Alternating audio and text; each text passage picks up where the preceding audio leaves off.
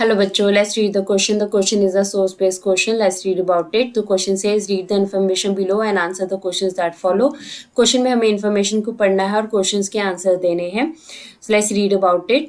Question says many thought that given the disadvantages and rising resistance against a multi-purpose projects, water harvesting system was a viable alternative.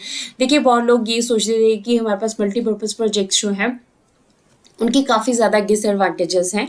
अब उसके खिलाफ जो है resistance भी काफ़ी ज़्यादा हो रहा है, जैसे नर्मदा बचाओ आंदोलन, इस तरह से बहुत सारे और आंदोलन जो हैं हमारे देश में चले हैं. तो मल्टीपर्पज़ प्रोजेक्ट्स के अल्टरनेट के रूप में जो है वाटर हार्वेस्टिंग सिस्टम को देखा गया, जिससे कि सोशल इकोनॉमिकली और इन्वायरमेंटली जो है दोनों पर्पसेस को सॉल्व किया जा सकता है.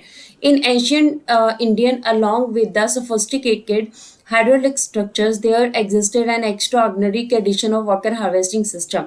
अब देखिए क्या होता था एंशियंट इंडिया में, सोफिस्टिकेटेड हमारे पास हाइड्रोलिक स्ट्रक्चर्स होते थे, पानी के स्ट्रक्चर्स होते थे.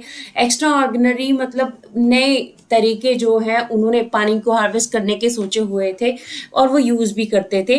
People had in depth knowledge of rainfall regions. और देखिए लोग जो है उन्हें रेनफॉल के एरिया के बारे में अच्छी तरह से पता होता था, सॉइल टाइप्स के बारे में पता होता था and developed wide ranging techniques to harvest rain water. तो इस तरह से लोगों को जब पता है कि उनका एरिया कैसा है, वहाँ की मिट्टी कैसी है, तो उन्हें पता है रेनफॉल भी कितनी होती है, तो पानी को भी वो सेव करने की टेक्निक्स जो है वो डेवलप कर सकते हैं. So ground water, river water and the flood water in keeping with the local ecological condition. ठीक है, तो इस तरह से लोग जो अपने एरिया को बहुत अच्छे तरीके से जानते हैं, तो उन्होंने rain water, ground water, river water, flood water को अच्छे तरीके से जो है किस तरह से यूज़ किया जाए और उसे किस तरह से वाटर हार्वेस्टिंग सिस्टम करके पानी के अल्टरनेटिव सोर्सेज के रूप में यूज़ किया जाए. तो लोकल इकोलॉजिकल कंडीशंस के अकॉर्डिंगली ये काम करना लोगों ने स्टार्ट किया. According to their water needs, in hill and mountainous regions, people build diversion channels like the Gulls and Kulls. देखिए of the western Himalayas for agriculture. देखिए क्या हुआ, लोगों ने अपनी नीड्स के अकॉर्डिंगली इकोलॉजिकल बैलेंस को भी बनाते हुए पानी को सेव करना स्टार्ट किया. जैसे अगर हम हिल्स और माउंटेन रीजन की बात करें तो हमारे पास गुल्स और कुल्स जो है वेस्टर्न हिमालय में एग्रीकल्चर के लिए यूज़ किए जाते हैं. ठीक है, अब हमारे पास रूफटॉप रेन वाटर हार्वेस्टिंग जो है was commonly practice to store drinking water. Rooftop rain water harvesting आज ही नहीं हो रही है, ये प्रैक्टिस पहले भी होती थी पानी को सेव करने के लिए. पर्टिकुलरली कहाँ पे, राजस्थान में. In the flood plains of Bengal के फ्लड प्लेन एरियाज में क्या किया जाता है, लोग इन्यूडेशन चैनल्स को यूज करते हैं टू इरिगेट देयर फील्ड्स. ठीक है, यानी कि जो रिवर है, रिवर के वाटर को कैनाल्स के जरिए जो है जो फ्लड वाटर है उसको कैनाल्स के जरिए इरिगेशन के लिए यूज किया जाता है. तो इस तरह से हमारे पास बहुत सारे मेथड्स हैं. In arid and semi arid regions agricultural fields were converted into rain-fed storage structures that allowed the water to stand and moisten the soil, like the khadins in Jaisalmer and Johards in the other parts of Rajasthan in the semi-arid and arid regions of Rajasthan. अब देखिए हमारे पास क्या है कि arid and semi arid regions जो हमारे पास राजस्थान के, यहाँ पे एग्रीकल्चर जो फील्ड हैं उन्हें रेन फेड स्टोरेज स्ट्रक्चर्स बनाया जाता था.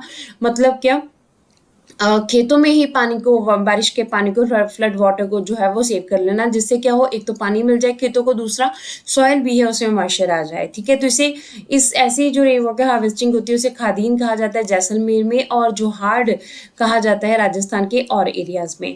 और in the semi arid and arid regions of Rajasthan, particularly Bikaner में भी ये चीज़ प्रैक्टिस की जाती है.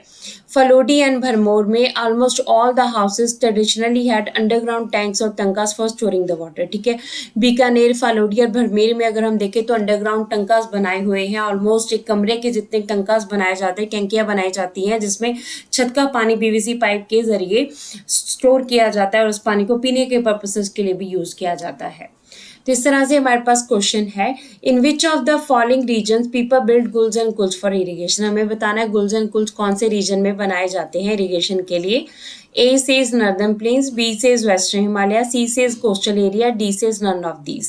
Let's see what the answer. Answer says in the hilly and mountain regions, people build diversion channels to collect the rainwater, spring water and store circular tanks like the guls and kuls. ठीक है, अब हमारे पास हिली and mountain region में क्या होता है, लोग क्या करते हैं, गुल्स और कुल्स जो हैं वो डाइवर्जन चैनल्स बनाते हैं, सर्कुलर चैनल्स बनाते हैं, पॉन्ड बनाते हैं जहाँ पे पानी को सेव किया जाता है. In the western Himalaya, Himachal Pradesh, for example Himachal Pradesh, people used this type of rain water harvesting. तो इस तरह से हमारे पास हिमाचल के एरिया में इस तरह की रेन वाटर हार्वेस्टिंग को प्रैक्टिस काफ़ी समय से किया जाता है। सो हमारे पास आंसर क्या है, गुल्स एंड कुल्स जो है वो कौन से रीजन में इरीगेट किया जाता है, तो हमारे पास आंसर है इसका वेस्टर्न हिमालय में। तो western Himalaya is the right answer of this question. Hope so you understood this source based question and answer. Thank you.